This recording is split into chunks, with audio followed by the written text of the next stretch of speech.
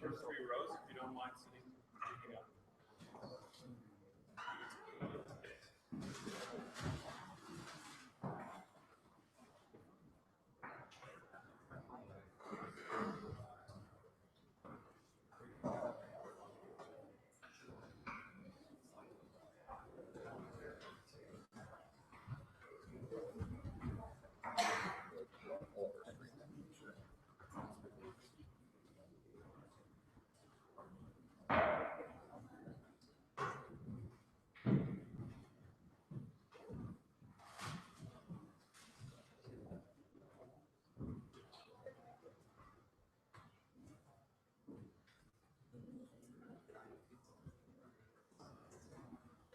I don't need it. Using this one.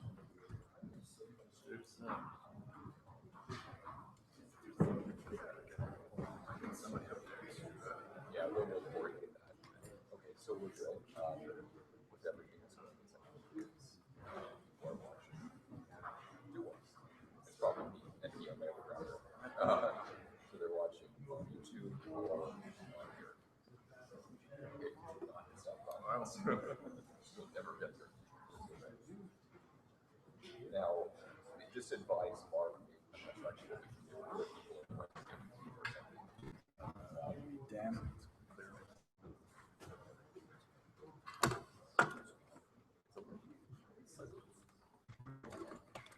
It'll focus. It'll focus. You're gonna manage it? Why is it backwards? Yeah, notice that. So it goes. Like, it doesn't really matter. Turn it upside down. No, it's not gonna work. They're coming. It's really quite comfortable where it is. Can you show it?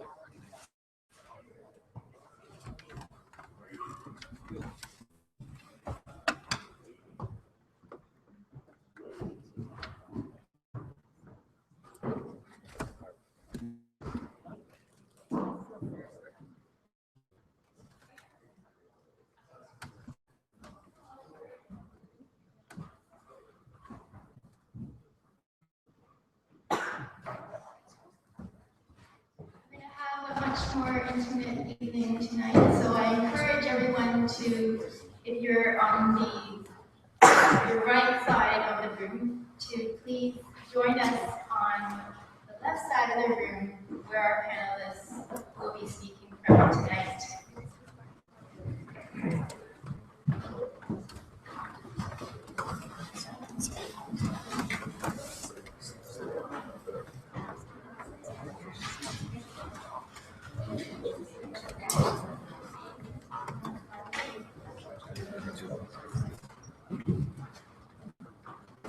Do you really need it? Is it busy?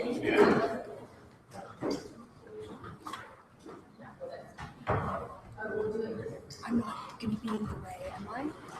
So we'll start in just a minute.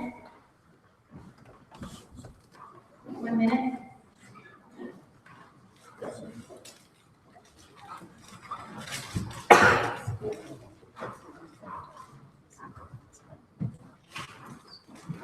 I see some familiar faces tonight, and I just want to get an idea of who's coming to the mythologies campus lecture series for the first time tonight. Wow! How did you find out about this event? Press release? Did anyone see any of the posters? You did. Good. Oh, you did. Good. Okay.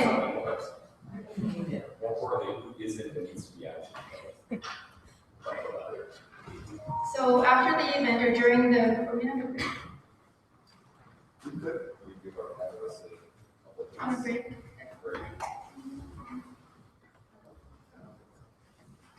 Well, what we're planning to do is they're going to do their opening remarks for a half hour, and then we're going to ask them some questions for 20-25 minutes, and then why don't we break then if the audience is onto that, and we can come back and take audience questions for as long as you have questions or as long as our panelists want to answer those questions.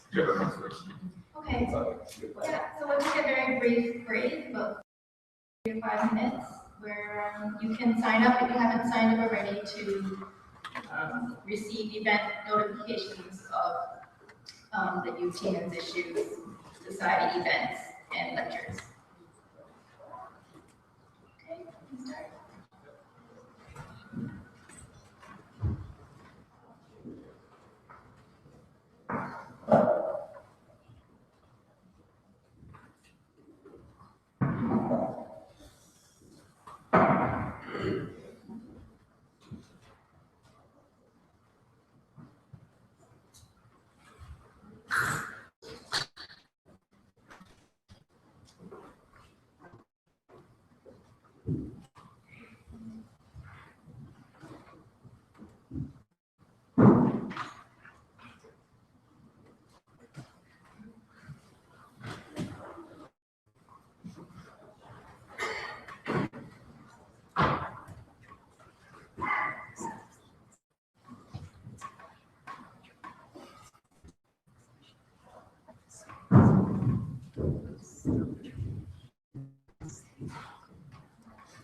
Okay, so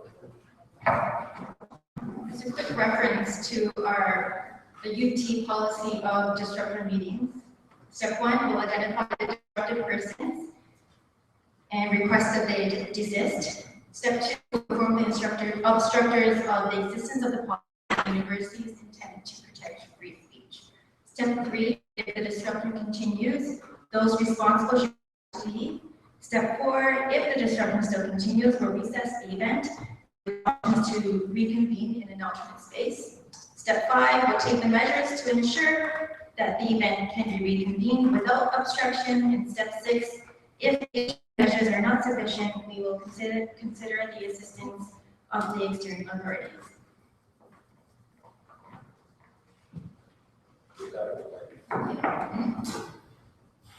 So welcome everyone to tonight's event, Are Men Obsolete? This is our monthly campus lecture series hosted by the University of Toronto Men's Issues Awareness Society. I'm Denise Fong, the leader of the University Men's Issues Awareness Society, and your panel moderator tonight, along with Justin Trottier. I just want to welcome you and thank you for joining us tonight. We have Catherine Young and Paul Nathanson joining us on our panel tonight here, and we're very honored to have them with us.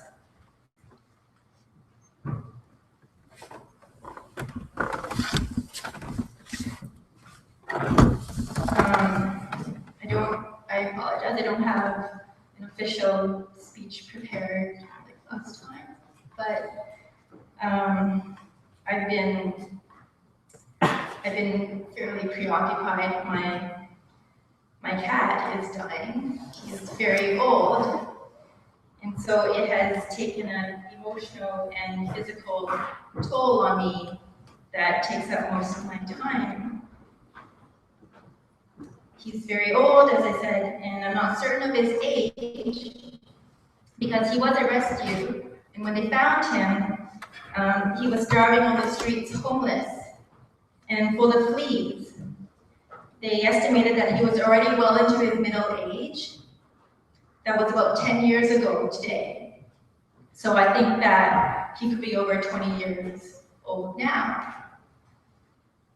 He's on his last legs. Literally, the muscles in his hind legs have atrophied to the point where he has great difficulty moving around without dragging them behind him. And I'm feeling really sad, really afraid about my pending loss of him, because it will be the first time that I will lose a loved one as loved and one loved as much as he is. So it's just god-awful painful.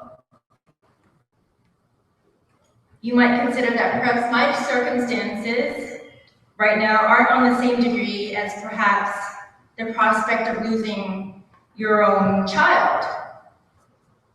But now that I'm experiencing this impending great heartbreak, and permanent loss like nothing I've felt before. I can only imagine what it could be like for parents, caregivers, losing sight of their own child for good. If not to illness, then to their coordinated absence in their child's life. Particularly during their child's forming years when their child, in order to achieve a certain degree of equal opportunity in life, of mental health, of success, education, employability, protection from substance abuse and addiction, he or she will need a mother and a father's presence the most during those forming years. Tonight, we're discussing misandry, a term that may describe how the policies responsible for the majority of parents vanish from their child's life, and how fathers primarily are the ones hurt by the assumptions that society makes and teaches are leading to the traumatic loss and pain, with results that are far more severe and far more consequential than the loss of my beloved cat.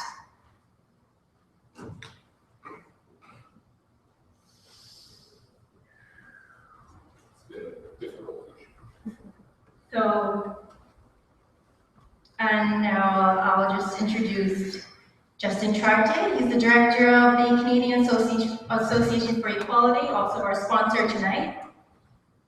And he also directs the Canadian Centre for Men and Families, a new social service and resource hub for men and boys and families. And I'll just give the mic over to him to talk a little bit about that initiative and to introduce our panelists tonight. Thank you.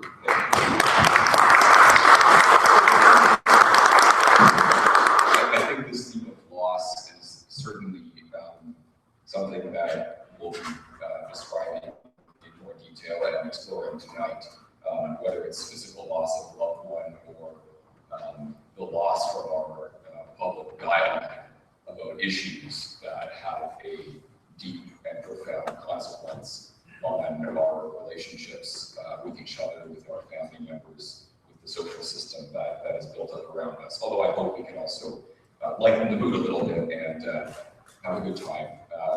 This is a event that we have taken a number of months to put together. Ever since our two panelists published their most recent book, which I think came out towards the end of last year, I wanted to get them back to Toronto. Many of you, some of you might have been here at the last occasion when we had these two distinguished panelists. I think it was March or April of 2013, 3 years ago now almost. It's amazing how fast time flies. Randy, you got that event 3 years ago? Andrew at the back, Dan, Sid, a few of you. Okay, great. And so the rest of you, this is your first time, I would imagine, being introduced to Paul and Catherine, so we were in for a real treat. I'm going to do some introductions, very quickly, biographical information, briefly about Paul and Catherine, and I'm going to ask them to give us their opening remarks and tell us about their motives for publishing a series of books, which I think started with the planned in 3 books, and now it's 5 or 6. So we'll like to know why they decided to continue with the series. I'm imagining that they learned some things along the way that required more research and more exploration. And then, of course, they'll dive into their most recent book, which is Replacing Misandry. Catherine Young is a religious studies professor. She was at McGill. She's now associated with the University of Victoria. She got her Master's of Art from the University of Chicago, her PhD from McGill. And as I say, her specialty is religion, specifically Hinduism. With Paul Nathanson, they published a series of books. This is the 4th book in that series. I can tell you more about Paul. Paul is also a Canadian religious studies academic, also from McGill University. He has a Bachelor of Art History, a Master's of Library Science, Bachelor of Theology, I believe, Master's of Religious Studies, and a PhD also in Religious Studies. His book is called Over the Rainbow, The Wizard of Oz as a Secular Myth of America. that he published on his own, and then he joined up with Catherine to publish a series on Misandry. As I mentioned, we had the pleasure of getting to know them a few years ago in early 2013 when they gave one of our first lectures here at U of T, and ever since then we stayed close with both of them, and they have been very kind and gracious to offer us their feedback and their advice as our organization has grown over the last few years. So it's a real pleasure to welcome them back to the University of Toronto. And can I turn it over now to Catherine to start us off? Thank you.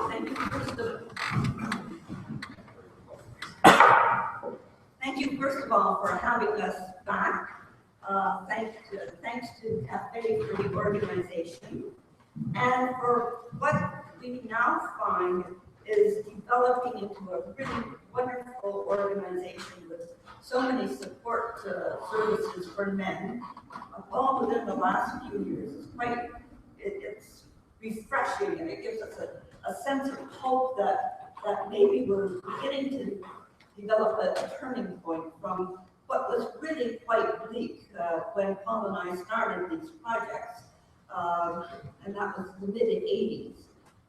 So much of the research that we did was mid-'80s into the '90s, and at that point, we found that all the imaging of men seemed to be as evil, as inadequate, or what we call as honorary women, meaning they were men who simply taking women's perspectives, but not thinking about anything that was special to men, whether it was problems that men faced, or identity issues, or an awareness of how to interact in this new world that was what we sometimes call gynocentric.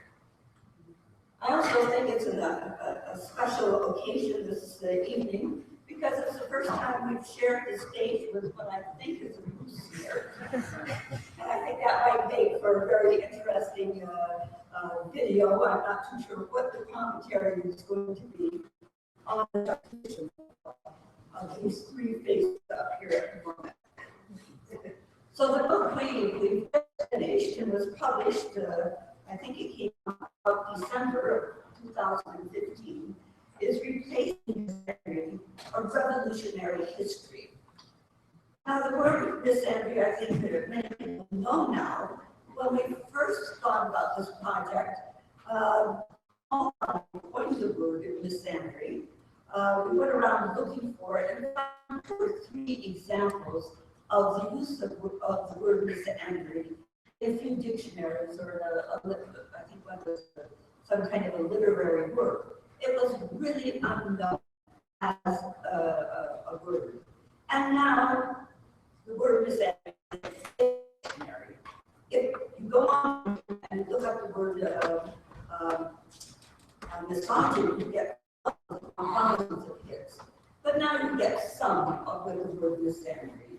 And it's become part of common parlance, although still people will stop and ask us, well, what does it mean? And of course it means the hatred or contempt of men. Or we would say it's the sexist counterpart of misogyny. It's a mirror phenomenon, and it's one that people just didn't see, although when we did our first book, Spreading Misandry, which I think came out in 2001, it was so common in popular culture. And that book, we looked at jokes and greeting cards, we looked at sitcoms, we looked at box office hit films, and there was this negative image of men time after time again. Okay, so we started to think about this, and initially there was going to be one book, but that book grew and grew and grew, and 1,000 pages later, no publisher would publish it, partially because they didn't like the topic, but also because it was just too big. And so we began to divide that book up. The next one was, so we did Spreading Misandry, then when we did one called Legalizing Misandry, which looked at the problems that men face in law. The next one was Sanctifying Misandry. and the goddess ideology of the fall of man. Now, you must notice in the introduction what seemed to be an odd juxtaposition of our background in religion, and mine is in Eastern religions, and Paul's is in Western religions, although he does popular culture religion, which is closer to this topic at hand. But how did we get together on the topic of Misandry? On my part, it was because I had been working on the topic of women from a cross-cultural perspective, women in religion, and brought out some of the very first books. They were usually edited volumes where we invited a major woman scholar to write a chapter on Confucianism or Buddhism or Taoism, Hinduism, Judaism, Christianity, and so forth. And I was given the opportunity to write the introductions, and that made me think about women across cultures. After a while, however, and Paul and I would occasionally have these conversations, I would realize that all of this discussion of men did not do, all this discussion of women did not do justice to the complexity of men's experiences and men's history. And that was what caused me to bring that change from focusing on women and culture, women and religion, gender, as so many women of my generation did, but bring it to the topic of men.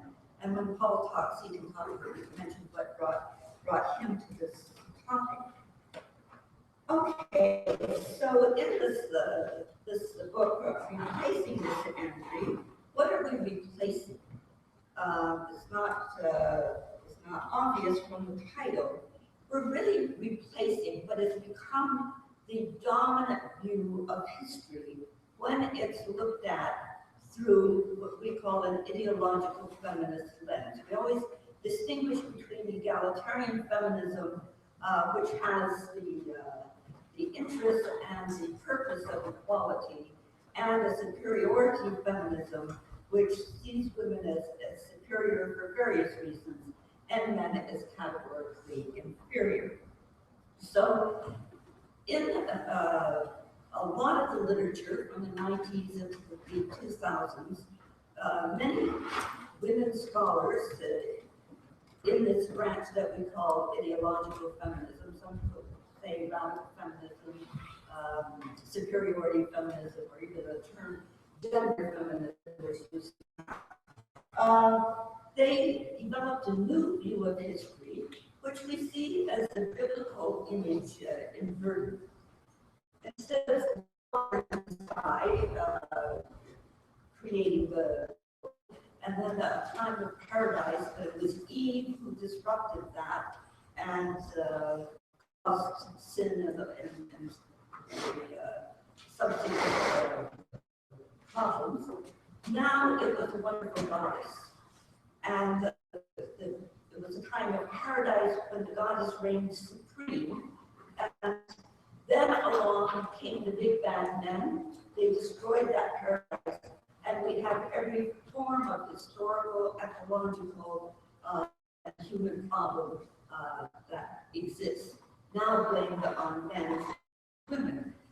And they were very sophisticated women scholars who created what we call myth, because that particular version of history simply doesn't have historical foundations. Consequently, we wanted to replace that patriarchal view of history with a new history, which had to be based on good academic research and do justice to the complexity of that history that moves through time. So why such an interest in history? Because we hear that patriarchal theory all the time. We hear men have all the power, they want to subjugate women, they are inadequate people, and this litany of negativity gets found out in the rereading of history. In each one of our books, we've tried to unpack a major problem that has been used to that men face and that is used to image men in this negative way. So we had to unpack, in other words, this patriarchal theory. So that meant we wanted to focus on revolution. We call this a revolutionary history in two senses of the word revolution. It's revolutionary because that patriarchal view of history with the goddess and the bad men coming along and usurping that women's power, that needs to be unpacked. And so we go into this idea of revolution to get rid of that theory, which has now become as if common sense.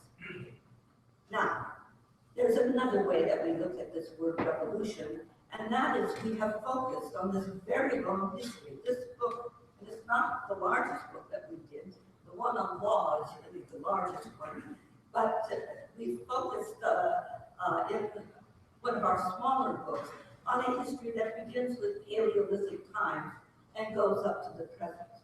That's an enormous scope. But we managed it by focusing on major revolutions that have occurred over that course of history. And that gives us a focal point to see how those usually technological revolutions affected men. So we know if we talk about men always having power, or men by biology always being pushing their way to supremacy because of testosterone and testosterone poisoning. When we go back to the Paleolithic times, we find that there's virtually no warfare. We found one example, but it is not a time of warfare. This is the largest period of human history, okay? And we know it. Men are so violent and so evil by nature. Why do we have that long period? We find that men are often blamed for supremacy over nature and ecological disaster. But we find when we look at those hunting and gathering societies, that men are apologizing to animals for having to take their life, taking their life to bring protein back to those small band communities, which was an issue of survival, health, and well-being. And they did that at great risk to themselves and to their lives. So we always have to remember that Paleolithic period. We looked at the Neolithic Revolution then, and this is the introduction of what we call horticulture. There was something new that happened, and the basis of this was the discovery that you could store food, you could store seeds.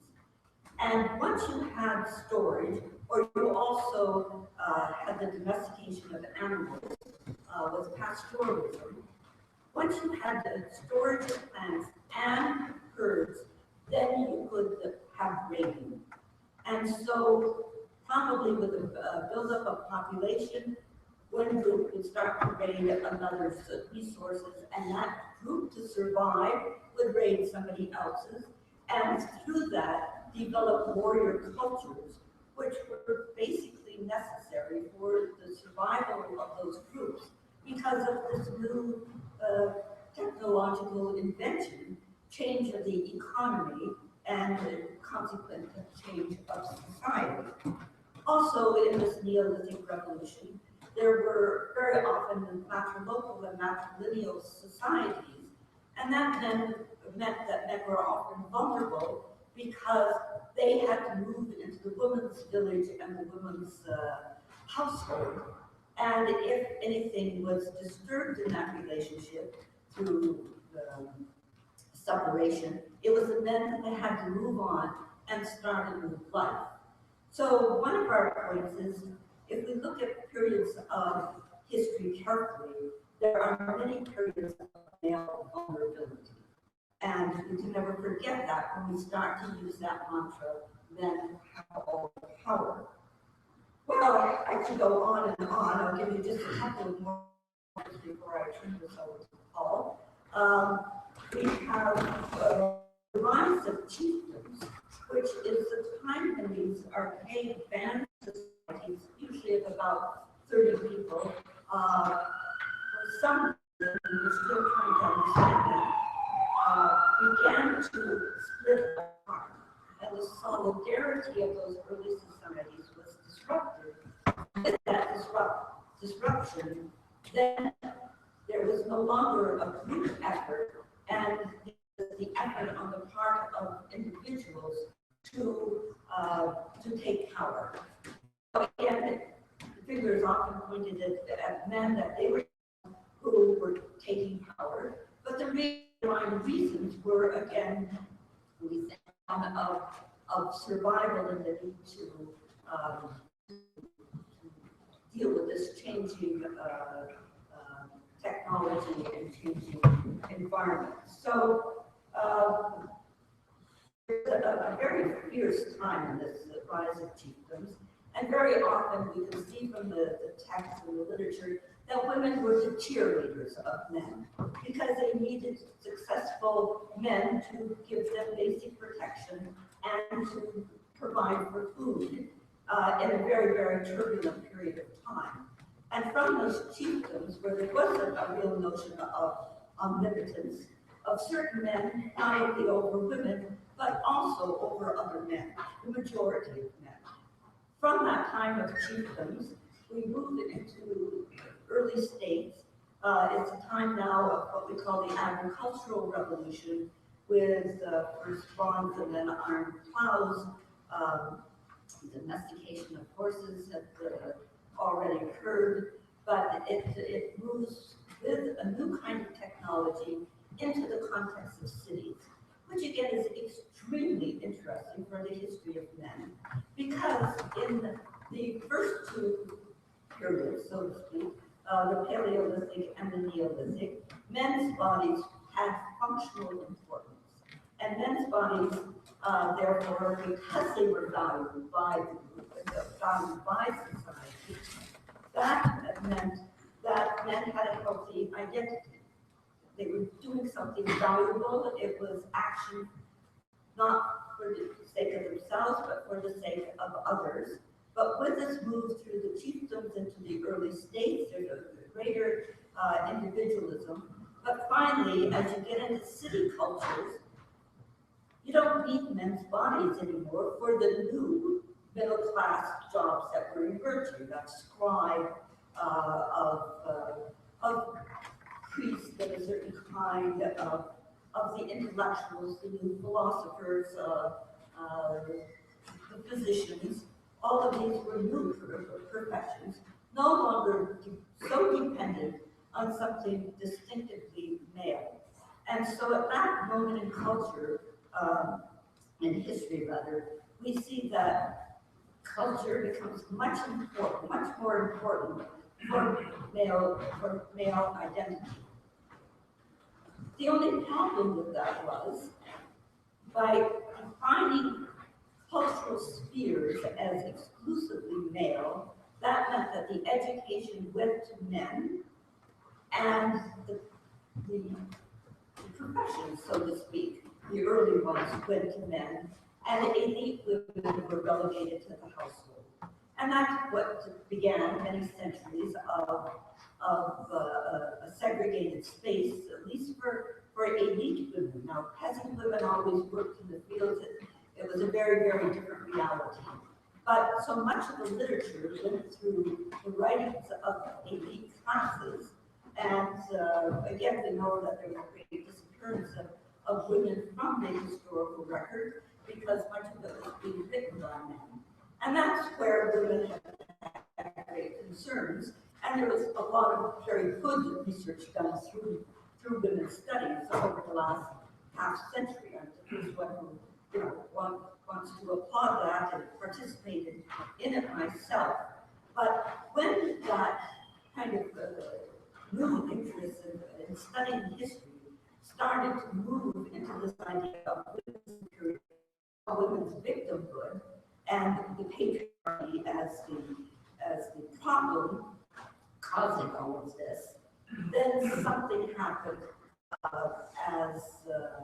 as the narrative turned into these new mythologies of God, paradise, and big bad men, which entered popular culture, influenced law, and gives us a situation where we now find for men's studies in a way that brings this complexity of history to the foreground.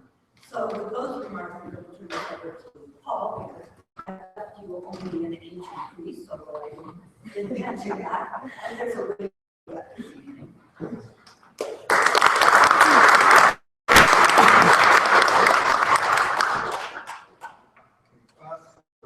about 1,000 years.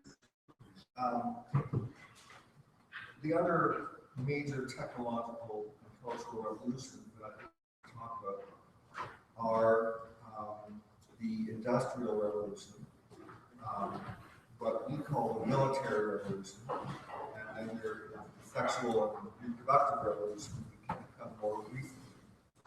I'm not going to spend a lot of time now on the Industrial Revolution because that's been written about a great deal. That was, I guess you could basically say that it was the first. Speak to the microphone. Oh, I'm sorry. Is it better?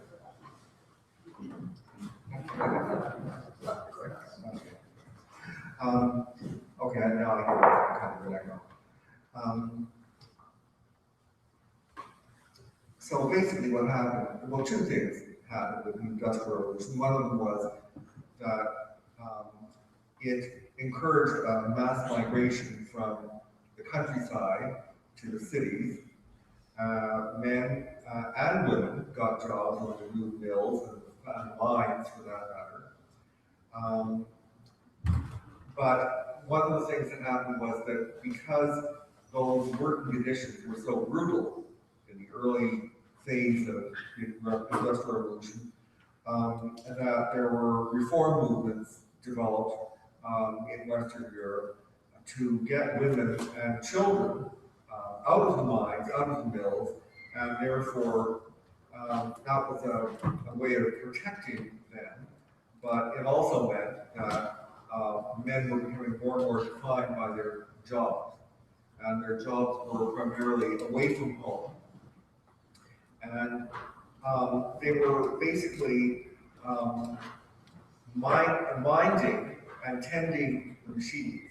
The machines basically were replacing muscle with technology, which meant a further step away from the idea that the male body itself could provide an adequate cultural identity. So I want to skip over this because I don't have a lot of time. The next revolution I want to talk about is the military revolution. And by that, I mean two things. It was a revolution in technology in the sense that weaponry and warfare were becoming more technological, and therefore the people who invented the new weapons and administered their use were the ones with the most power, and the men who basically were cannon fodder were the vast majority of men. So it wasn't, you'd think that a military, a focus on the military would emphasize masculine identity, and it did in a way, which I'll talk about in a minute, but it also undermined that identity for most of them. Now, the military revolution that I want to emphasize tonight is not so much the technology, but the fact that the new social contract that emerged during the French Revolution and then spread throughout Europe. And that was to be a full citizen of the revolutionary state meant being willing to risk your life for the state in warfare. And that was institutionalized in what was called universal military conscription, except it wasn't universal because it applied only to men.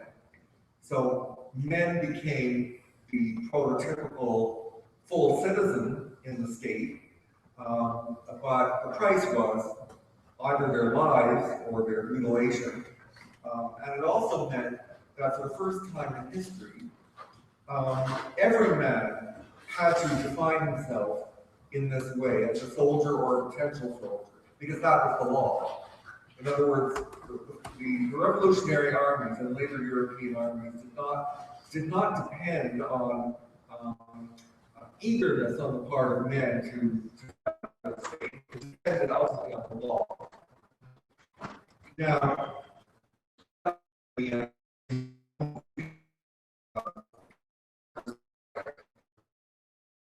that I lived in New York during the Vietnam War, and the Vietnam War was everywhere in 1968, and I felt I could not understand what that war or any war has to do with me or the man.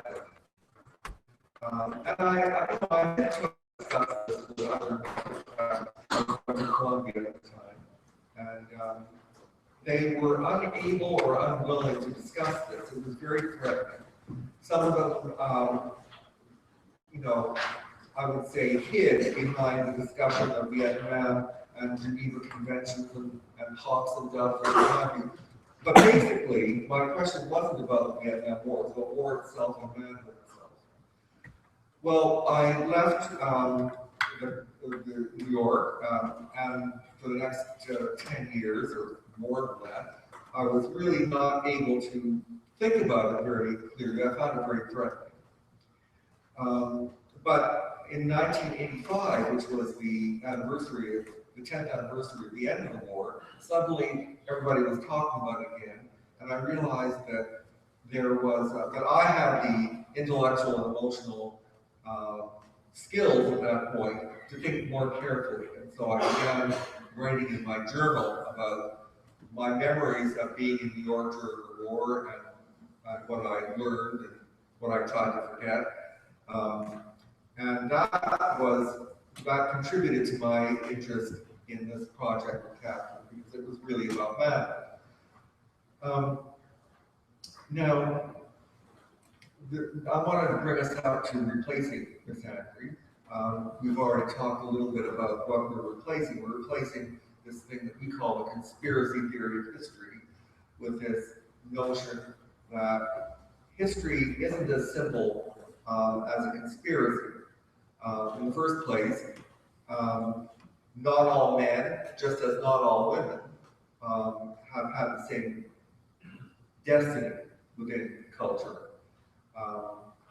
So if we're talking about history as the production of alpha males, kings and emperors and great generals, then we're missing the entire phenomenology of men who basically were the cannon fodder.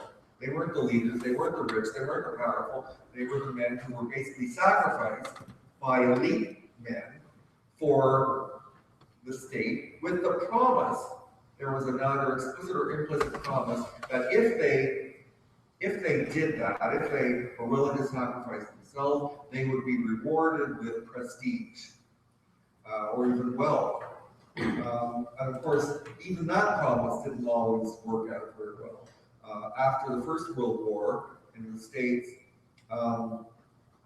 when the Depression hit, it became obvious that many of the veterans were not going to be able to survive because they couldn't collect their pensions that the government had promised as soldiers, and so then or their bonuses, and so that precipitated the bonus march on Washington, in which the president had to call up the National Guard to protect the city from people who were desperate because of the Depression, and had been promised rewards for fighting in the First World War and weren't getting it. So I guess I don't have time to go into. I'd like to have questions about all this, but I'll just close by saying that this revolutionary history of men, or really the history of perceptions of the male body, leads directly to the next volume. I hope it's the concluding volume, called Transcending Misandry. And it's called Transcending Misandry and Misogyny. So we want, and that is about the notion of intersexual dialogue. But before we get to that, well, that's a visionary book, I must say. We're not actually ready for dialogue. In fact, we're not even ready for debate. Debate being a kind of public conversation in which one side wins over the other, and dialogue being a conversation in which two voices maintain their presence and their respect within the larger community. So that's what our goal is. And we have a lot to say about how to get there, but we're not there yet. Catherine and I have given lectures called Intersexual Dialogue, and that title alone was enough to bring out protesters. People who do not want dialogue, because dialogue would threaten conventional wisdom, that people have a lot invested in the notion that history is a titanic conspiracy of men against women.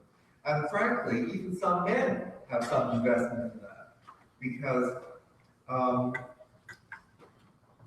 masculine identity has been based largely on the notion of being invulnerable.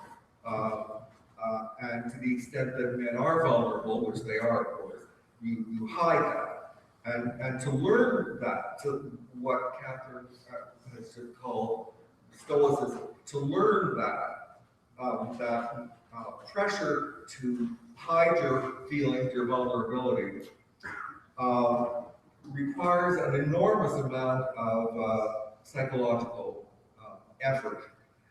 So by the time boys reach adolescence, they have invested so much in that they can't really afford to lose it. And we are here to talk about forms of vulnerability that are part of the human condition, including that of men. And that's a very threatening thing. So we get opposition not only from women, but also from men. Okay, so I'll throw it open to questions now.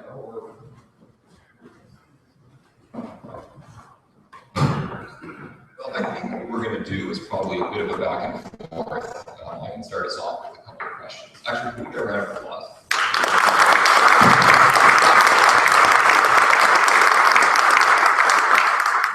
You really did a very thorough and yet concise job of summarizing your intent with the books and also building our understanding of replacing Misandry. I'm going to take the pride of asking the first couple of questions, and then we're going to turn it over, and we'll just kind of go back and forth, and we'll try to create a lively discussion. So you started by talking about the concept of misandry itself, and I'm wondering if misandry and misogyny are they truly two sides of the same coin, or are there differences in terms of what those terms mean? Obviously, one refers to men, one refers to women, but in a deeper sense, is there something different about those two concepts in your exploration? I don't think so. I don't see any significant difference, because the phenomenon involved in sexism is the same as it is in racism or any other form of hatred. And by hatred, we want to make a careful distinction between that and anger. Now, anger is an emotion, and it's usually somewhat transient, but hatred is a culturally propagated worldview. And so I think that sexism and racism and various other isms of that kind do have something very, very deeply embedded that links them all. It's a human phenomenon. You feel similar? Well, I think it was an interesting question, the way you put it, and I don't think we've reflected on it. Paul had a response, and I think I'm just going to take that question and think about it next week. We've got a couple more books on you can get in. In terms, again, of the term misandry, I'm curious, because when I last checked, if you type it into Microsoft Word, it underlines it because it doesn't recognize it in the dictionary. How prevalent has that word become? Has it entered the vernacular more than it would have been when you first coined it, or kind of first dot point? Well, it's all over the internet. You know, I think that if we had had a project of this kind 30 or 40 years ago, we would have depended on printed sources, which means that the gatekeepers of the publishing industry would have probably prevented a lot of people from reading about this. But with the internet, of course, it's open. People have used that word very often now. It's not, in spite of the fact that Word spell check refuses to acknowledge it. But as I said in my remarks, it's also now found in all the dictionaries. I think the last dictionary to introduce it was the Oxford. So that's a big change. Some progress. You both commented on the false narratives or the myths surrounding maleness or masculinity, in particular vulnerability. Paul commented on that. But I'm wondering, in terms of your biggest book, Legalizing Misandry, can you paint us a bit of a picture, help us understand how those myths translate into actual legal systematic biases in courts of law, in judicial reasoning, etc. I know that you wrote a very big book on that, but you touch on a couple of the highlights. Well, when you look at law, it's supposed to be gender neutral, and it's usually stated as gender neutral. But what happens in the court can be a different thing. People read an interpretation into it, or it happens background of thinking that men have all the power and the recognize women are victims. That prejudices, so to speak, any kind of a case that's coming before a judge. Maybe Paul wants to. So again, that's totally not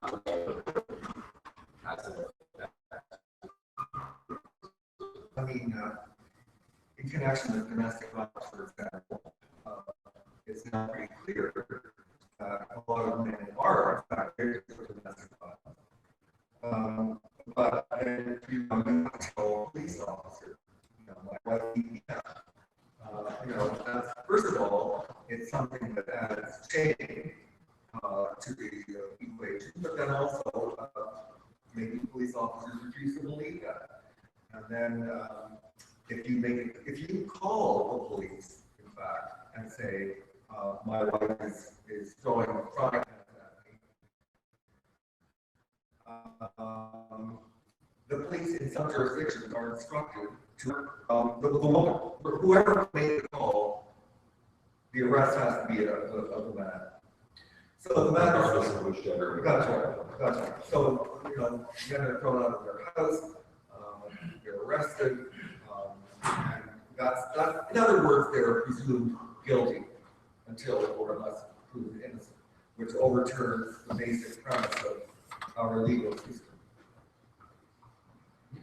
Which, of course, is not every case, but it happens enough that one has to be prepared for that and try to find lawyers who are sensitive to that kind of dynamic that can occur.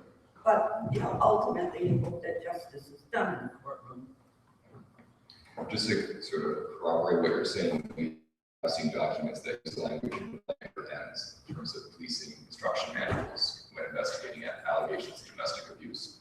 So that's there. I'm going to turn to the audience now. I saw a fan's hand shoot up very quickly. Sure, how are you doing? Welcome back. I'm so glad that those who would question what we've got to say have been quiet and reasonable this time around. Last time around was a little weird. Okay, so given what you described, I'm going to toss out a term for you, and maybe you agree with it or not, but I'm going to put it towards the gender feminists that call them myth anarchists, creating myths to hate men, or to generate hatred towards men. Okay, I'm going to sandwich this between two paraphrased quotes. First one is by Walt Whitman. Like, in regards to feminism, we examine all your soul, specifically the culture soul. In 2009, the General Social Survey put the numbers of domestic violence at 585,000 men, 601,000 women, or 6% of men and 6.4% of women. In 2014, General Social Survey puts out the numbers at 418,000 men and 342,000 women.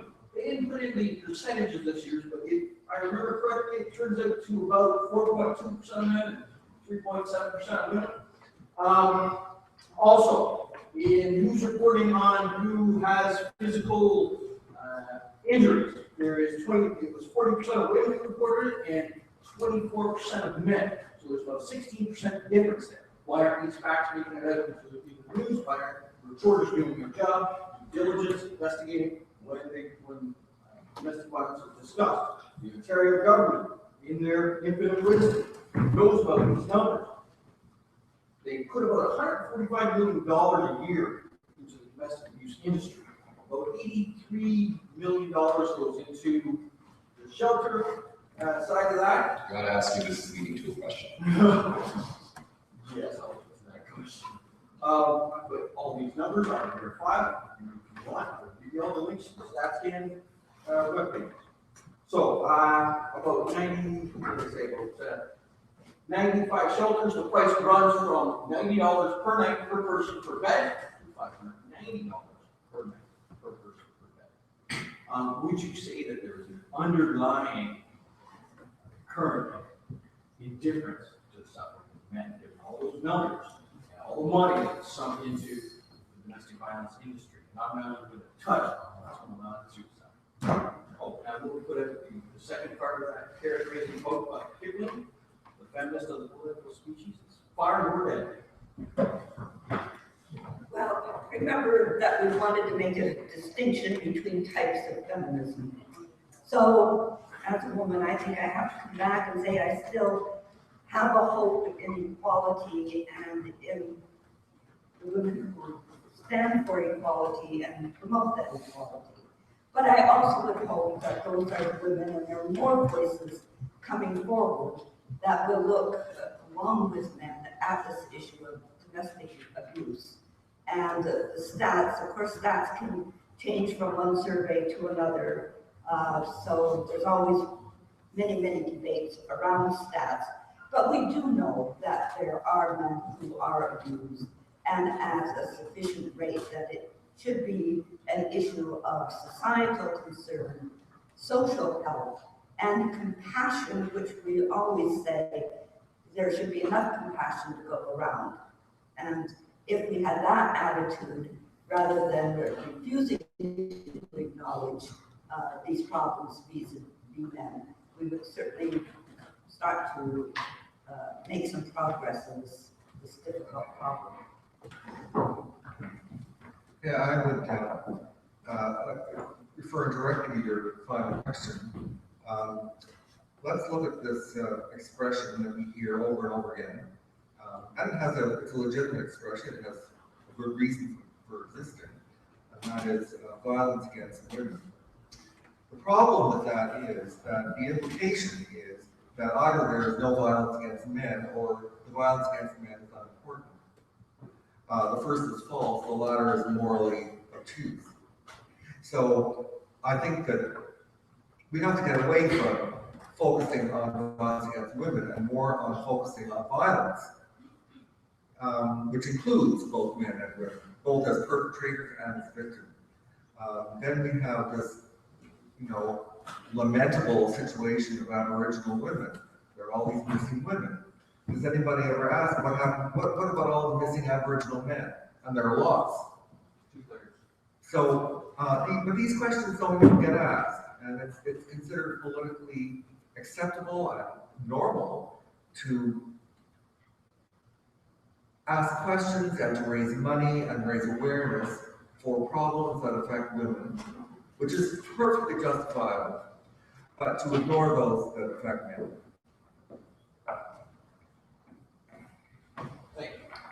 Thank you, both of you. We're going to take more questions from the audience. I just wanted to point out that we're actually, I hope it's still active. Are we still live streaming? It's going, but we don't have any questions at the moment. Okay, perfect. But those watching either on YouTube or Google Hangout should know that they're welcome to ask questions, and they will be moderating and letting me know if there's somebody online who wants to do that. Those of you here and online are welcome to participate via social media, #MEnsIssues @EqualityCanada. Either of those are fine. Oh, Paul wants an addendum. Yeah, as usual, I forgot to say something important. In connection with my own presentation here, you know, one of the things that we do in this final volume is we look at the problem of how do men form a healthy collective identity as men. And it's an important question because if men cannot form a healthy collective identity, many of them will say, okay, I'll take an unhealthy one, thank you very much. Or in some cases, they'll drop out of society by committing suicide or drop out of school. So we have some cascading effects of this. But I want to define what I mean by collective healthy identity. What I mean is, whether that identity is focused on the male body or any kind of body or some other thing, it must include the ability to make at least one contribution to the larger society that is A, distinctive, which would be a sine qua non for identity. It must be necessary, and it must be publicly valued. So those are the three criteria that we have come up with. And on our question, and it's still it's a question on our part. We don't have the answer. We suggest this volume and the next volume that the last frontier for a healthy identity for men would have something to do with fatherhood. Because fatherhood, we argue, not everybody argues this, but we argue is distinctive. There is a distinctive function within family life that focuses on fatherhood. It's not assisted motherhood, it's something different. So that's really our suggestion. And we hope that psychologists and sociologists will do research and come up with more data that supports or does not support our intention. We need to know. Maybe I should do an addendum to the addendum, and that is we focus on fatherhood because the other two major roles that were there across cultures throughout history, which is provider and protector, not that every man that had that role, provider, protector, and progenitor. Provider and protector, we're not making an argument that we go back to men as the sole provider. Women are working, women are educated, women have lives that will go into the future in these domains. And so provider, protector, we're also not arguing that men should have that sole role of protector. So it doesn't leave too much. I mean, even fatherhood has been maligned and marginalized to such an extent that it is hard to talk publicly about fatherhood as a major role for men. And it's very difficult to define what is distinctive about fatherhood. I mean, we have some ideas, but it's hard to have a strong conversation where it's easy to wave a flag and say that there's something distinctive that needs to be acknowledged and protected. So we need to think a great deal about this, but we think that is probably the most important distinctive quality that we need to hold on to fulfill that definition that Paul gave of something that's distinctive, publicly valued, and the other one. Well, and this sort of brings us back to that theme of loss, and that we're losing those unique identities that we used to have.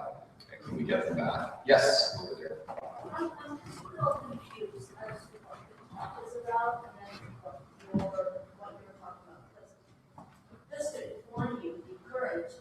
BC actually asked that same question that you did as to where are all the Aboriginal men? Who is asking about the Aboriginal men? So it's not something that is not talked about. I think the problem that you're making perhaps is that it's not taking precedence over other conversations. However, we go back to your gender lens and domestic violence scenario. The reason that, I'm speaking as a lawyer, the reason that men or that police are instructed to not listen and go into the home and take out the male who is predominantly the perpetrator in these scenarios. Predominantly, and I know that you gave the example of the hysterical woman throwing the frying pan, because that's what happens. But that is the reason why, because statistically, women would always say, oh no, they're afraid. You know, I retract what I said, I don't want to call 911, I apologize, blah, blah, blah. So that's the reason why that happens. What I'm hearing though here is that I'm not quite understanding what this talk is about. Perhaps I need to read your book to understand further, but it seems that you, for instance, Paul, you had feelings of inadequacy during the Vietnam War because of the definition of what a real man is, etc., and that set you on this quest or this path. Also, I'm hearing a lot of custody battles, sort of people being upset about custody battles and the court system being skewed against men. Who is it that you think writes these laws, historically? I mean, are we really going to sit here and say that patriarchy is a myth? Because if we are, I am really in a room full of people who have divested or invested rather in a lot of cognitive dissonance. So if you're here to bitch about your lives and about your personal problems, cats passing away, custody battles, etc., I really don't think you should pass it off as research and intellectualism.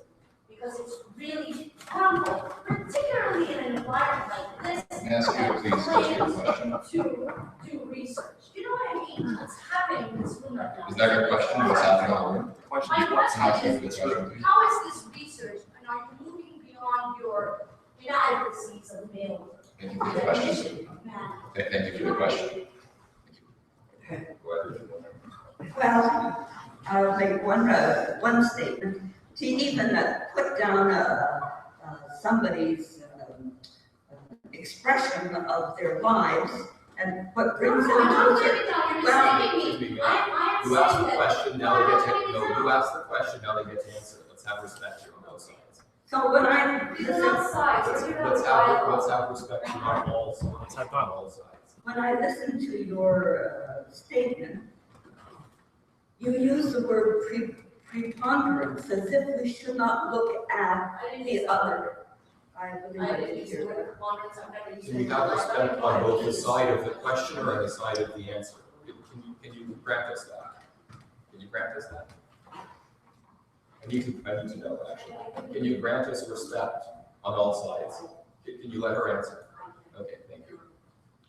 Okay, so even if you have a dominance of a statistic, that still means that 30%, 20%, whatever it is, are people who are also suffering, that may be victims, that need resources, that need shelters, and it's important to, as a society, to bring this into the conversation.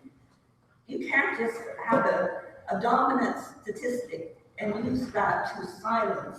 But who's doing that? That's what I don't understand. She's trying to answer your question. Who's And who's she's trying silencing? to answer your question. Who's I'm gonna have to silencing? ask you to stop interrupting.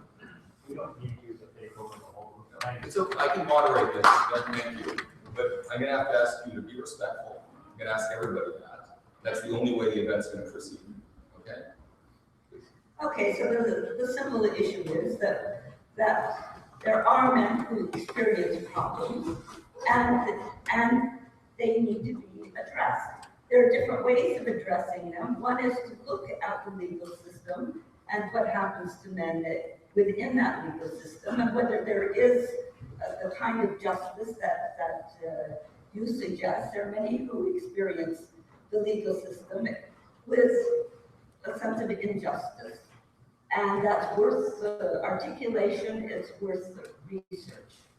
The same thing is when you have a view of history, if you find that your knowledge of archaeology and your knowledge of text does not provide the same analysis of history, then as researchers, you write to counter that and to show where the mistakes have been. And that's part of academic research.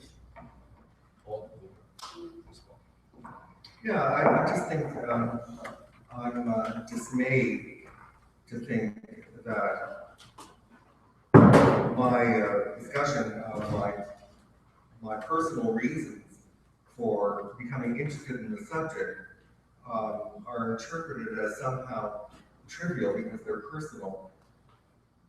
You know, my interest in this subject actually goes right back to childhood, but that shouldn't be that shouldn't be even a matter for discussion. We do research. We don't have to know anything about my personal background. That's of no importance. I mentioned it because that was part of the presentation, was to introduce ourselves and why we went into this project. Don't judge the project or the research because of what anybody says about personal reasons. And I'll just mention, for those who doubt the reality of male victimization, whether it's domestic abuse or sexual assault, I invite you to go to our YouTube channel and hear the stories of actual men and their children.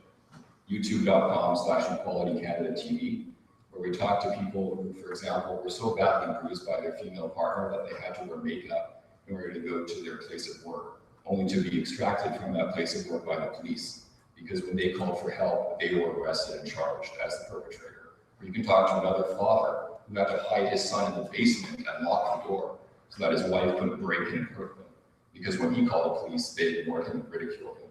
Those stories are real, and we're not going to ignore them. Everybody deserves help, regardless of gender. Over here next.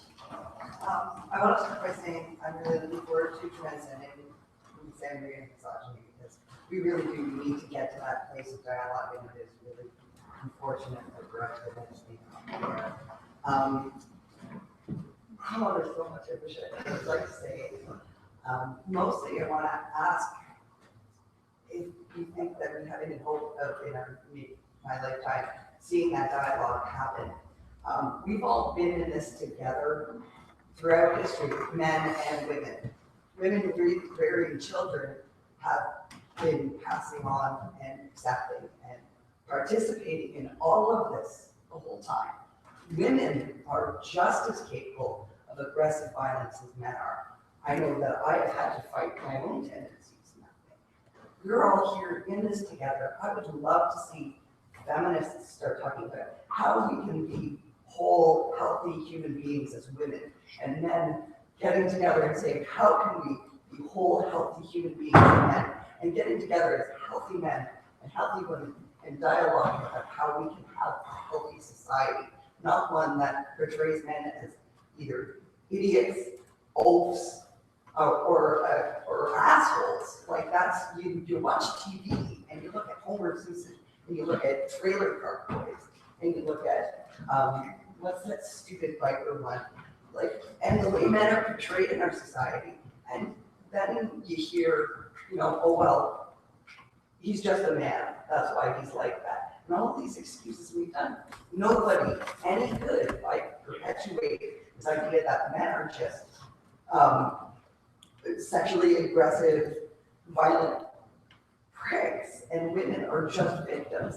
I think it's disgusting that women perpetrators can hide behind being women and have the men taken off to jail or removed from the home because they're the ones throwing the ashtrays.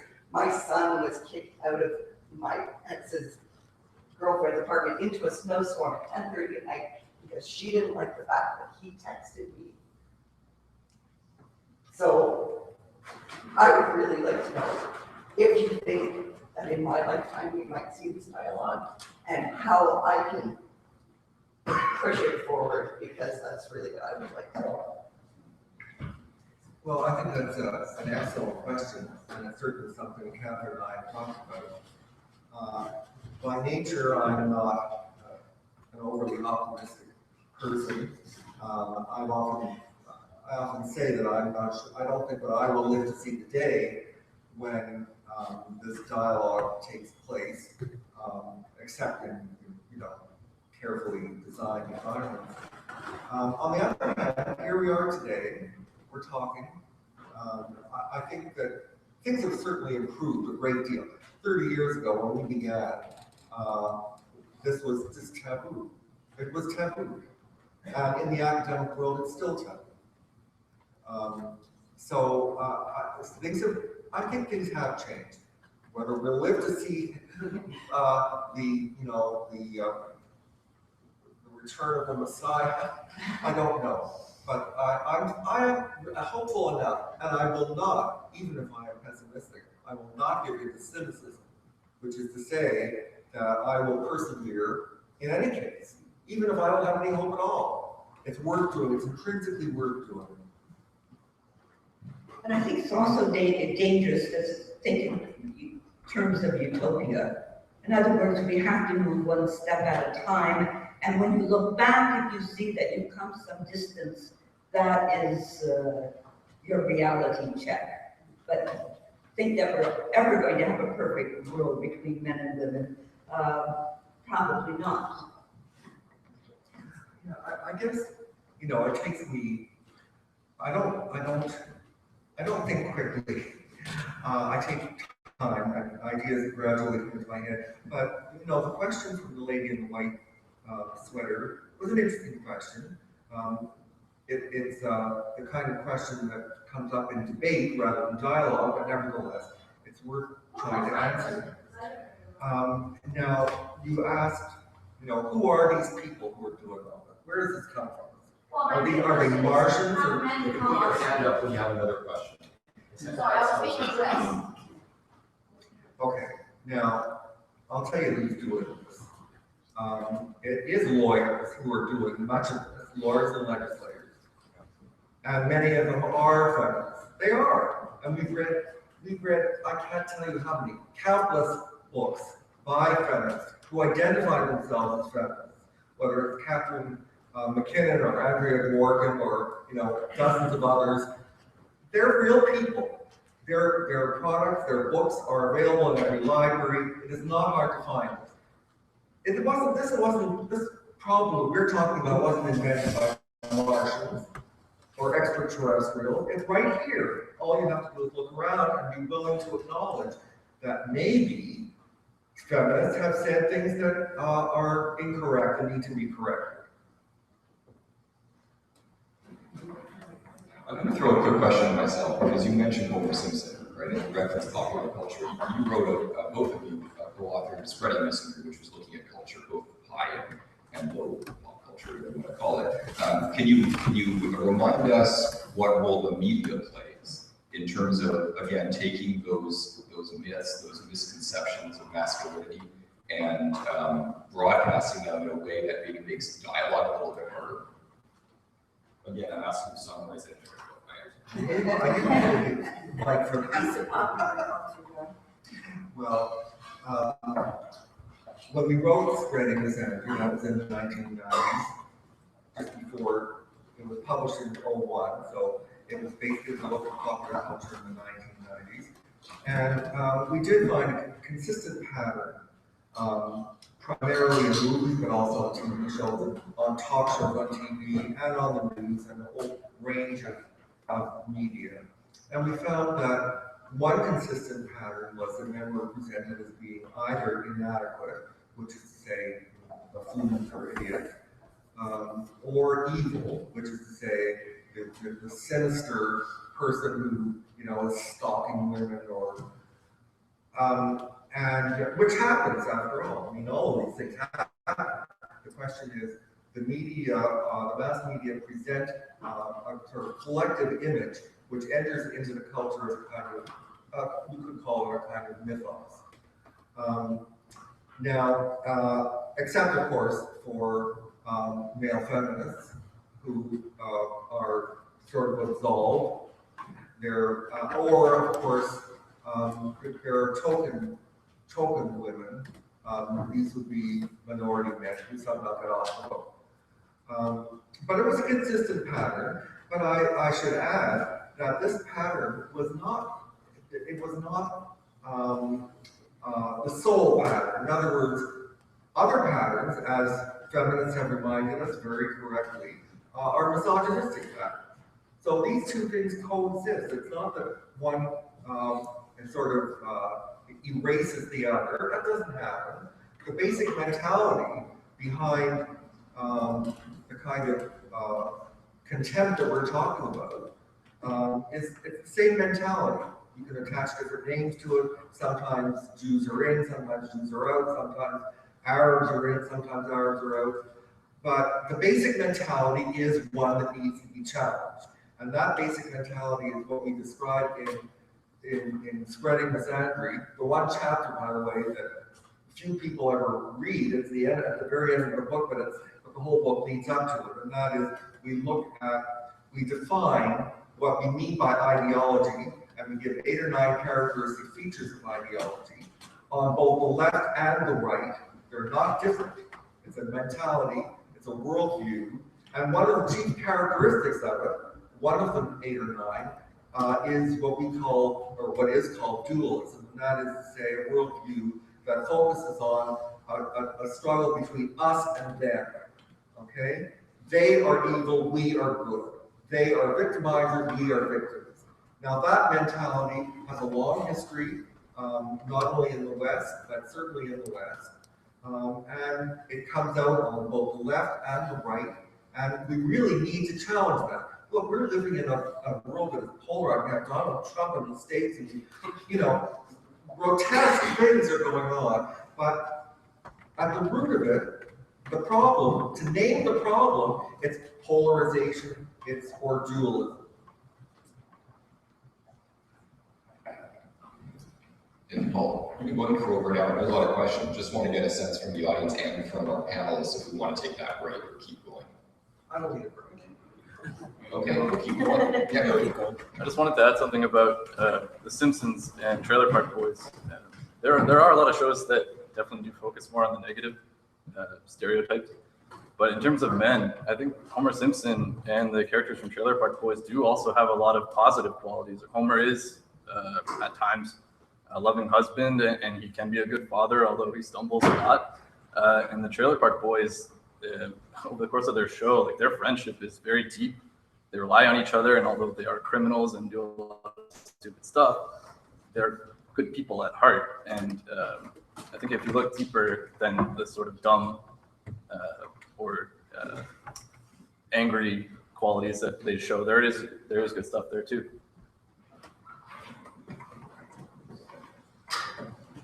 Well, yes, it's true, because otherwise nobody would watch these shows. Now, you know, Homer Simpson is basically a comedy, and you can't have a character appearing over and over and over again in a comedy who doesn't have some sympathetic characteristics. I mean, Archie Bunker would be another example from, you know, people, he displayed a lot of contemptible attitudes, but there certainly were things about him that were sympathetic. I mean, I remember, I guess the most moving scene for me came at the very end of the series when after Edith dies, he discovers her slipper under the bed, and he finds, you know, just finds it hard to carry on because, of course, he loved Edith, in spite of everything.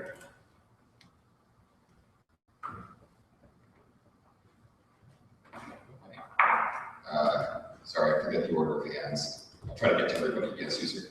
Sure. So given the very recent modern using the internet radical trends, the radical feminism trends that are portrayed through media and the internet, what impact do you think this has on prepubescent things in this generation? Did we hear the question? So given the online trends towards extreme radical feminism. Yeah, that are spread through the internet, very recent. How does this affect the prepubescent males? How does this affect prepubescent males? Well, I would say any young male who's watching negative images is going to have a hard time forming a positive identity. and that will probably get more difficult into adolescence.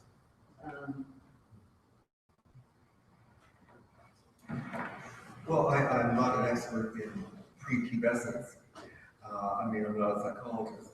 I can say though, I'm staying in Toronto with a friend who teaches in a high school, and he tells me he's told me of a recent series of events that trouble him a great deal, and that is that some of the boys in his class come to school with pretty clear anti-Semitic declarations, jokes.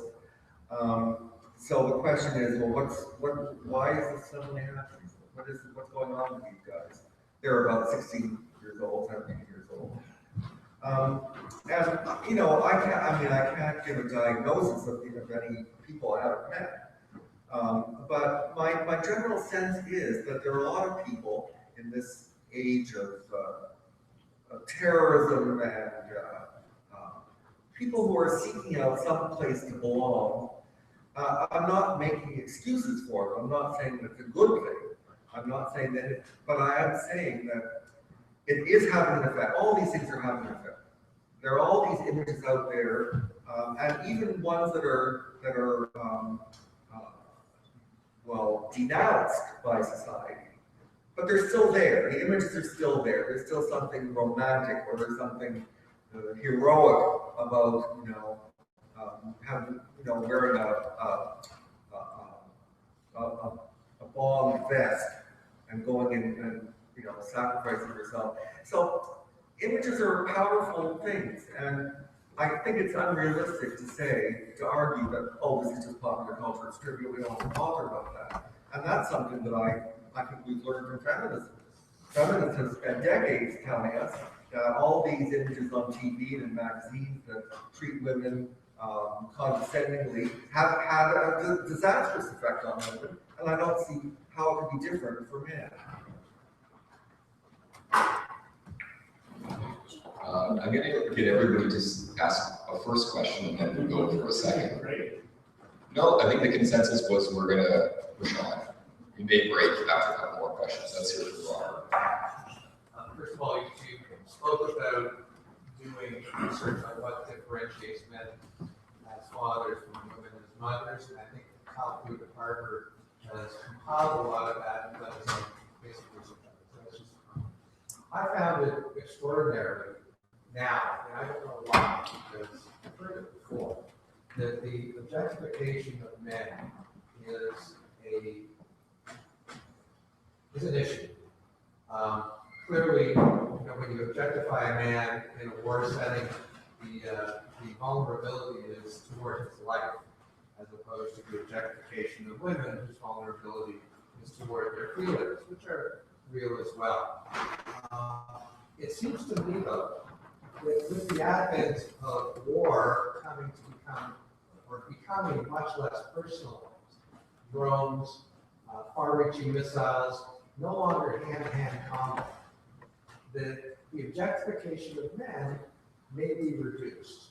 And I'm not linking these things up. I'm just observing that in the last 5 years or so, the issues that you're talking about have become addressed much more and to a much more satisfactory way than they were previously. And that war is no longer sacrificing quite as many men as it was, and we're mixing in women into that sacrifice at the same time. So I hope I'm wrong, but is it possible that if we create more war without men fighting, that we'll deal with the Misandry issue?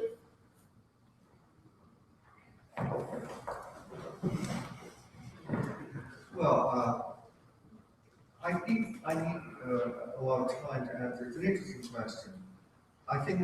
We certainly are living in the West or certainly in some countries, the United States, for example, has integrated women into the armed forces.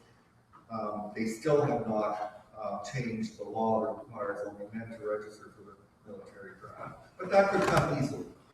And I think that you know, the whole idea that women serve in battle, which they have for quite a while, when that becomes more well-known, more embedded in the culture, of course that will have effects. I certainly hate to think that we should encourage war in order to cure this problem, and the cure would be worse than the disease.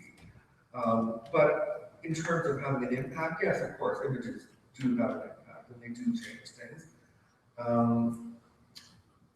But we have to get rid of the double standard there. And I think the Americans will probably very shortly announce either that nobody has to register for the military draft, or else that everybody does.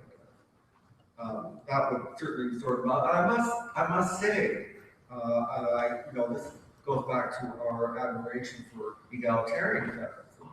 The National Organization for Women long ago declared that if there were to be a military draft at all, it should include both men and women. So there's an example of egalitarian feminism in action, and I applaud them for it. When they said that, it was way back in the 80s, I think. That took a lot of courage. And I think my only political note would be that even though Western countries are not so willing to have ground wars anymore, there are horrible wars going in those areas. So it's not a simple thing of using drones or withdrawing from war, because until you get the underlying conflicts and find some solutions, everybody will be in trouble, including many citizens. When it comes to Misandry, I find that there seems to be a fairly ferocious type of response to it. Where's this ferociousness coming from? May I repeat the question for everybody else? Where is the ferociousness coming from? Yeah. From people who respond to hear the word Misandry? Well, I think it's a bit like what we heard earlier this evening. Anything that critiques the status quo as ideological feminism has defined it is going to have a ferocious response, because there finally is a critique that is getting to the underlying premises and the ethical problems with those positions. And it's a defensive mechanism, because for 30 years, this worldview has been dominant. It's held sway. And now that there's a sufficient consciousness raising on the part of men, and there's a greater knowledge and sophistication in the kinds of replies, including from statistics to you know, awareness of law, to awareness of history, and so forth, that's a bigger challenge. And the greater the challenge, the stronger the critique. For my own question, I want to talk a little bit about this concept of dialogue. Can you remind us what you mean when you say intersexual dialogue, and why you felt it necessary to write what will be 5 or 6 books before we can get to dialogue? Why so much research and preparation is necessary? All you want to talk about? Well, of course, one prerequisite for dialogue, or debate for that matter, is knowledge. I mean, otherwise we're just ranting at each other and, you know, emoting, and that is not good. So for any public debate, whether it's in the form of dialogue or debate, we do have to do our homework, okay? And part of that means the ability and the willingness to challenge conventional wisdom. I mean, there are many books out there that will provide very well-researched analyses of social problems, but scholars themselves are constantly in the business of challenging those theories and refining them, and occasionally simply overturning them and saying, well, we've been going in the wrong direction. This happens not only in the social sciences and the humanities, of course, but also in the sciences. So the very essence of knowledge is something we have to take seriously. And now, there was more to this question. Well, I think you've answered it. Why so much preparation and research? But of course, it requires more preparation than knowledge. It also requires psychological preparation.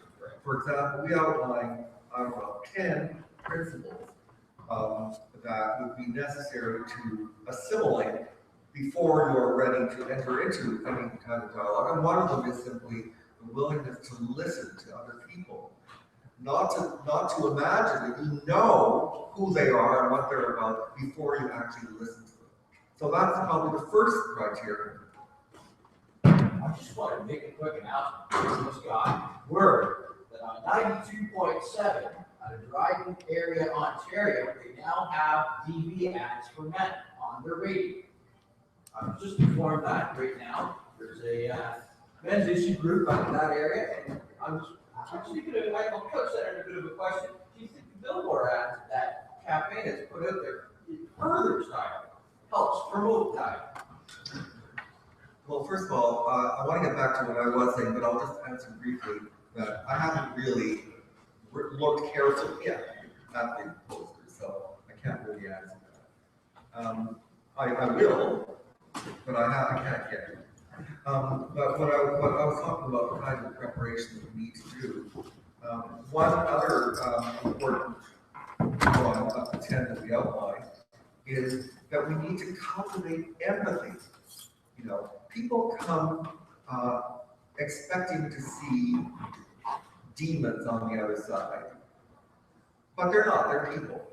And the ability to see people as complex beings with complex histories and needs is something that has to be culturally promoted and cultivated. It's not, we can all feel empathy for a dying animal in the street. I mean, some aspects of empathy are probably hardwired. Nevertheless, when it comes to people in complex societies, we've got to cultivate that. And we've got to say at the very beginning, at the very least, that empathy is something good. Now, I've got to tell you that I have, in writing this chapter, this book on transcending misandry and misogyny, I came across a book in which an author describes a political polarization and interviewed people on both sides. And on both sides, people said, we don't want to feel empathy for those people. They're our enemies. We need to steel ourselves. Okay, well, when you start, that is not a way of starting a dialogue. Okay, so that's just two examples of what we need, how we need to prepare. So one of my basic trainings in my education to help me enter into and understand other cultures, because my academic interest has been in India for many years and the religions of India, Hinduism and Buddhism. So the two principles that we were taught as graduate students were empathy and what was called epoche. And epoche means you've got to become self-conscious enough to bracket out your own presuppositions and worldview to, at least for a period of time, create an opening so that you can enter into the other person's world. Now, this is true for intercultural understanding, it's true for interracial understanding, and it's certainly true for intersexual understanding as well. So empathy and epoche. And I know in some communities, they have programs where they teach very young children how to develop empathy. There are skills that are involved that can be learned. You know, some people have a natural openness and empathy. Others can learn these skills. So I found it was in a Mennonite community in Manitoba. I found their primary and secondary education program for all children extremely interesting because they developed the program in stages for each year of school, and it was more and more skills to develop that capacity of empathy. Now that's something that could be introduced into any school curriculum. Leave it to the Mennonites that have had a pacifist tradition to think about that. But I think that program originated, that particular one for school children in the U.S. in schools to help integrate Black and white children. There are examples like this around, and we need to find ways of bringing this male-female discussion, men and women, a learned, careful response that takes programs that have already developed these techniques and moves them into our different spheres. That's a concept that I think the U of T Men's Issue Society and Cafe are both very interested in participating in these dialogues. Do we have anybody online who want to? No questions at the No moment. questions. Okay, so we'll take maybe 2 or 3 more and then we'll call it a night. Go ahead. Okay, you were talking about men being the provider as sort of a lessening role, and I was looking at the difference. You know, you often hear about the wage gap between the sexes, but you don't often hear about the tax paying gap. It's estimated that for every dollar a woman pays in taxes, men pay 3, which is a huge difference in comparison to the wage gap. And also, if you look at the other side programs, healthcare is about $2 for every dollar is spent on a man, about $2 are spent on a woman. So I'm just wondering, if men start to go their own way and not contribute much to society as a provider, does that mean our society doesn't stand?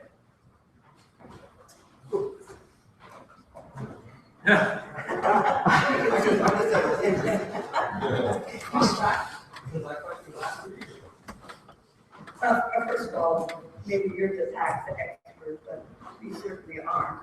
But it would seem to me that if men's income is higher as a class, then they go into higher tax brackets, and therefore they are probably paying more tax dollars.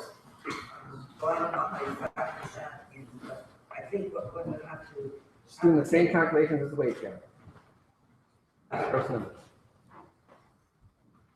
I mean, the wage gap issue is a difficult one too, because I guess it was in legalizing home, and I looked at that quite carefully. And it's very hard to think about that wage gap. It's usually said to be 73 cents on the dollar. I think it may have gone up a few cents, but nonetheless, that's the basic proportion. And of course, in my age group, and any women older than I am, often didn't work. And that statistic skews the statistic as a whole. It doesn't. No, because if it didn't work, you're not included in the, because the wage gap is based on full-time work. Full-time means it's defined as Okay, I think I better get on 30 hours. Yeah, there are studies on that, but I don't think any of us are experts, so maybe we'll move on. Nick, did you get a question? Oh, is there somebody online? There's a question from someone on the YouTube stream. Their name is Frederick C. Gorman, and their question is, where should we start? What should be the next step in reversing the idea of patriarchy as an overarching myth? And of course, looking at the history, like you two have been doing with your books, but are there any other steps we can take to challenge that myth? Challenge and overturn the patriarchy myth, is that the question? Yes. Well, I think anyone in any academic discipline needs to bring the data of that discipline to bear. So if you're an anthropologist, there's many examples of societies that anthropologists study where you have to look at gender. In fact, there's an extremely good encyclopedia called Sex and Gender, which brings studies of many small-scale societies and then together, and then the author looks at the cross-cultural patterns. And those patterns right there refute a lot of the patriarchy myths. there are resources out there, and I think it comes through each discipline.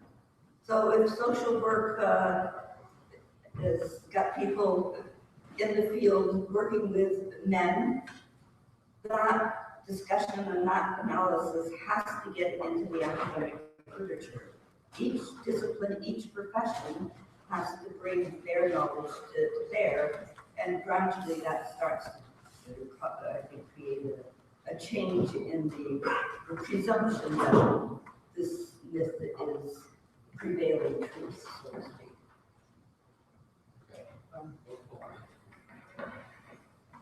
You know, I think that a lot of people will say, hey, well, we don't believe in that myth. We believe in equality and all. But it's not enough just to say that, because that way of thinking, this idea of patriarchal conspiracy, is so widespread, so deeply embedded, that we have to challenge it actively. It's not enough just to say, well, we don't do it, therefore, we're okay. You have to say, but those people do. This book, I'm reading this book, this is what it says, and so I keep going back to that question that we were asked earlier. Well, who are these people? Well, they're all around us. I mean, we see it every day. We have to name it. It's not enough just to say, well, I'm egalitarian. I can ignore that. I guess I would say to women, well, the same thing I say to my fellow Jews. If some Jew says some grotesque, horrible thing in my name as a Jew, then it's my responsibility to say, no, I don't believe that. And I think that women have the same responsibility. These things are being said in the name of all women. So women do have that responsibility. Okay, we've time for one more question. Anybody who hasn't asked, okay, we'll do two more, and that'll be it. Okay. And Jeff, you better get quick questions. You can't keep the panel here all day. Tom, quick. Yeah, how would we calculate the cost of Misandry? If we ask a cost accountant to put list of all social distraction and costs of work like Misandry, what would be on that list? 1, 2, 3, how would you itemize that list? Thank you. Well, I think you would put the rate of male, the high rate of male suicide on that list. You put the dropout rate, the greater dropout rate of boys in high school on that list. I think when you look at universities now, 60 to 70%, in almost every profession, including medicine and law, are women. So where are the men in university? Why is there such discouragement so that men are not pursuing education and professions in the same way? These are all costs, and we're not even talking about the men who are in therapy for one reason or another, or men who are suffering from illnesses that may be caused by situations, negativity, all kinds of more specific reasons, but in general. One thing that I would add to that list is, we have a longevity differential of what is it, 5, 6, 7 years. That's a lot of personal loss to men, but I mean, that's a loss to society. Why are men dying so much earlier than women? Where is the research on that? Okay, yes. Yeah, I want to ask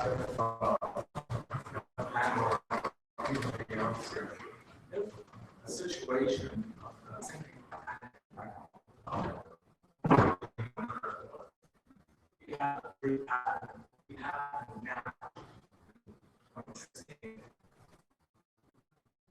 how will we handle with the notion You're asking about, yeah, modern day types of men.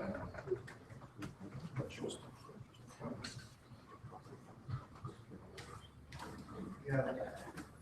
Well, I actually don't think that rule would be applied today. I mean, it's just too anachronistic. But at the time, in 1912, one person who testified at either the British or the American hearing said, well, that's not a law of the sea, that's a law of nature, okay? So in 1912, that was just considered so uncontestable, and yet he was wrong even in 1912, because if you look at who died by class, you find that in the first class passenger list, there was a heavy preponderance of male death. But in second and third class, that differential disappeared. And the reason I can only suppose is that the men in first class realized that they had been given a good deal by society, and they couldn't live with the shame of not paying their debt, in a sense. And in fact, one of them, Bruce Ismay, the owner of the line, who got away in a lifeboat, even though there's plenty of room for other people, spent the rest of his life under a cloud of shame. But the people in second and third class didn't get such a great deal. They were not alpha males. And the instinct for survival was not centered by this superstructure of culture and shame and that kind of thing. So there was quite a difference. The last question, DJ.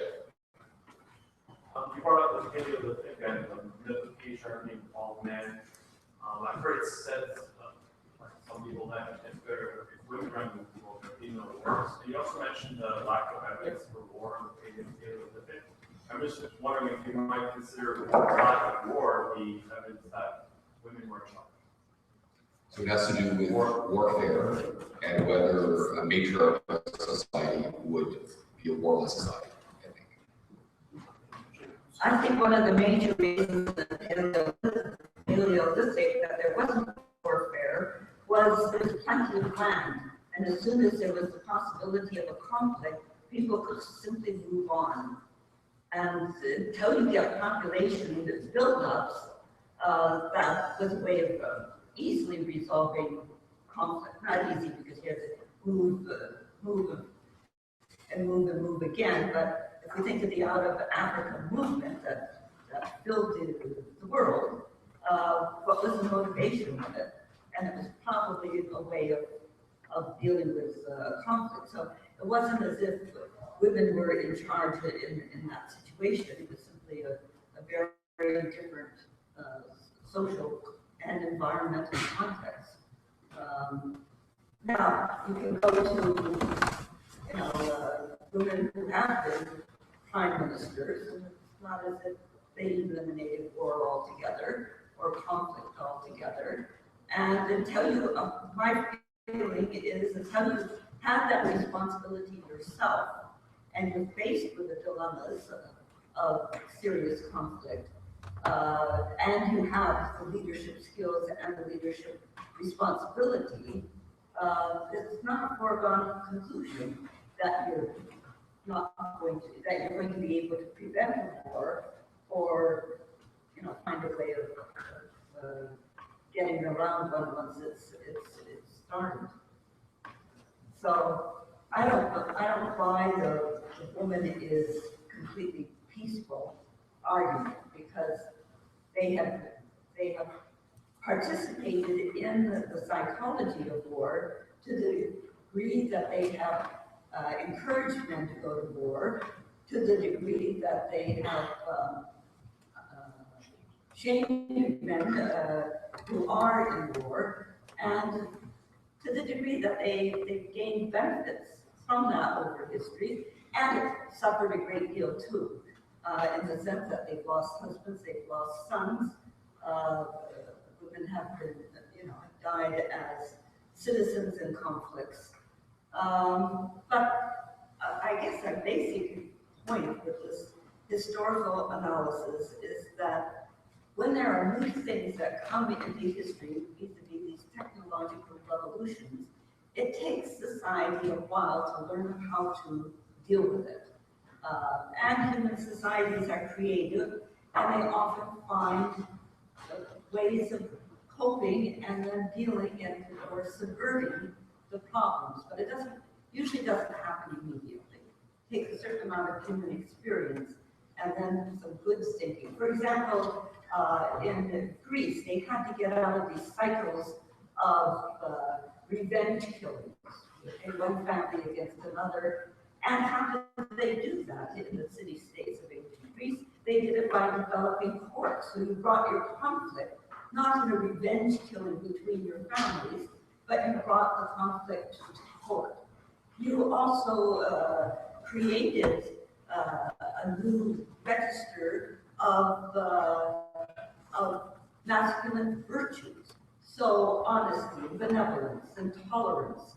And you had heroes that would exemplify these peaceful qualities and virtues. So a new civic virtue entered the society. The society had to work out how to get out of the cycles of revenge. And gradually they found some ways of doing it. It's not perfect, okay? Because human nature is human nature, and there's always potential conflict around the corner within any human relationships.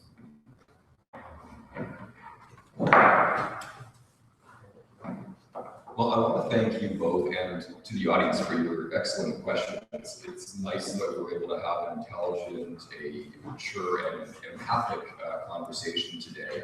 A little bit different from the experience those of you who have had if you were at the event 3 years ago. I think we've made some progress. Maybe we're closer to being ready for dialogue than we thought we were. That's being optimistic. But I want to give another round of applause and gratitude.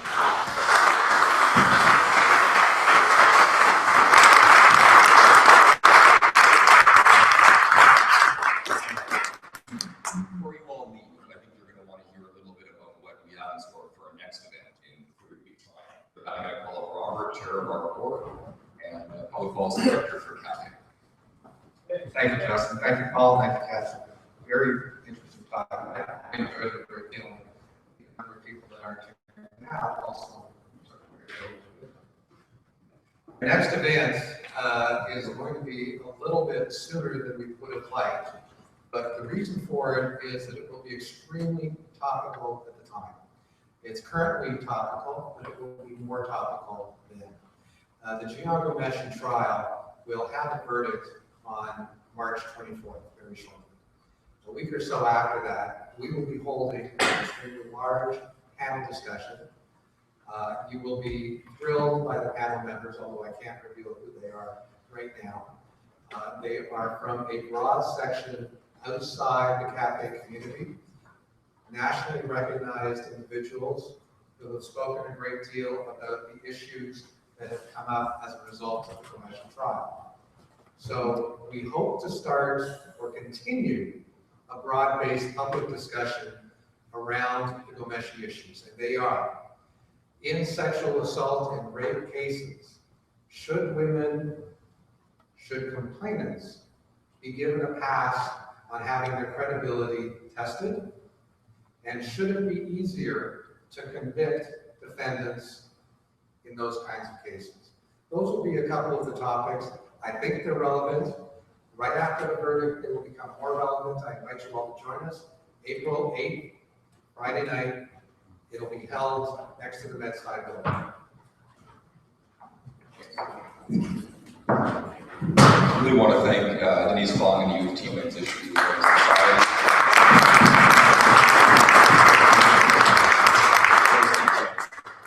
Thank you for sponsoring us, the Canadian Association for Equality. And I hope you enjoyed tonight's event. I do encourage and I look forward to next month's event, so I hope that you'll come up to that.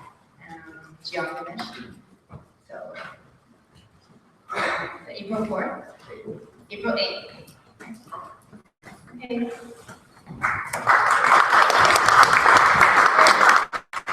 On our list, yeah, go to system.org and go to see you there and visit us online. Man, People were saying that the audio or video was pretty rough. Men's health and other programs. Thanks, everybody. You know, because it's capturing the I was gonna say, hi, everyone. it's off. But it works. We had 15 people but in there. 15? 1-5? Yeah. And one whole bunch of questions. Sorry, I was not listening. The next event is on sexual assault. That one's going to be, I'm sure, very controversial. Oh, I'm not here. I'm in Peru. Better than nothing. I'm so sad to miss that one. I'm sure that one is going to be good, but I'm afraid for who's going to show up. Well, yeah, I don't know. The protests have been dying down a little bit. They have, but that was their protest today, right? And so she's actually the CPC. Oh, she mentioned how the CPC